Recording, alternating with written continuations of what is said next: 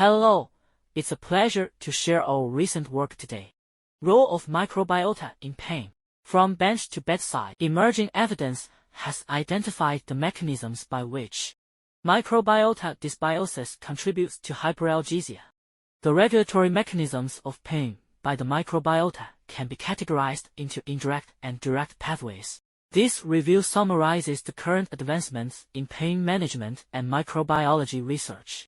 Probiotics, fecal microbiota transplantation, and other methods of microbiota modulation for pain management have entered clinical translation. We further propose the present limitations and prospects for high-quality development of preclinical and clinical investigations. Efforts to decipher the mechanisms of microbiota functions will help to promote achievements in pain management from bench to bedside. We first traced the milestones of microbiome in pain research. In 1958, Eisman first successfully treated patients with pseudomembranous enterocolitis using fecal enema. This momentous event opened a new chapter for the investigations into regulatory functions of microbiota.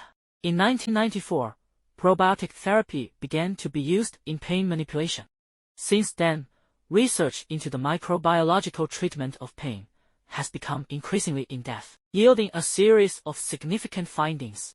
To summarize this period of microbial research in a word, that is, successive generations of scientists have dedicated themselves to this worthy cause and, with extraordinary efforts, they have blazed a path from modest beginnings. We then elaborate on the mechanisms by which microbial dysbiosis causes pain, including the functions of microbiota-derived metabolites, immunoregulation, and direct stimulation of neurons. From the perspective of cell biology and molecular biology, we summarize many representative substances and cells, and deeply explore the function of microorganisms in pain regulation. Then we introduced the significance of microorganisms in the diagnosis and treatment of pain.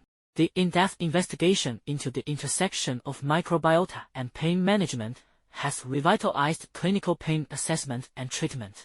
This review examines, from the perspectives of 8 clinical specialties, the pivotal role microorganisms play in diagnosing various related diseases and the therapeutic outcomes of microbial interventions. Currently, microbiological interventions including fecal microbiota transplantation, probiotics and prebiotics supplementation, drugs, diet modulation, and emotion management have been introduced into clinical practice with promising results. Finally, we identified several limitations in the current research, including insufficient evidence strength and nonspecific pain indicators. We also provided our insights to guide future studies. The rapid advancement of organoid technology, interdisciplinary collaboration, and multiomics approaches is anticipated to accelerate microbial research and facilitate the clinical application of microorganisms in pain diagnosis and treatment. In summary, this review elucidates the intricate relationship between microbial dysbiosis and pain. We thoroughly examine 3 mechanisms through which microbiota contribute to pain development, highlight the pivotal role of microorganisms in the diagnosis and treatment of pain. In the end, we address the limitations of current research and propose several key directions for future studies to expedite the translation of biointerventions from the laboratory to clinical practice.